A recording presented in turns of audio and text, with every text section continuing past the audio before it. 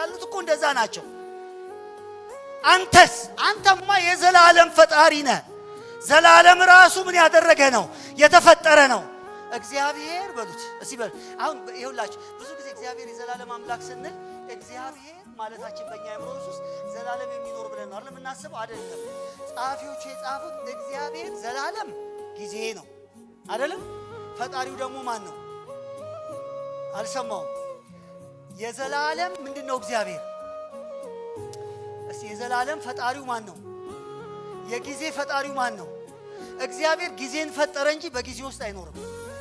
እግዚአብሔር የዘላለም ራስ ከጭንቀት አይደለም ከምንም አያወጣህም እንዴ? ጊዜ የሚባል ፍጡር ነው። ዘላለም የሚባል ነገር ፍጡር ነው። አምላክ አለው፣ ሰሪ አለው። አሁን አድርጎ የሚያየው እንደ አሁኗ 1000 ዓመት እንዳለፈች እንደ ትላንትና አሁን ለኛ በጣም ሩቅ የምንላች እንደ ትላንትና እንደ አሁን አላወቅም። እግዚአብሔር ሊያጽናና ሲፈልግ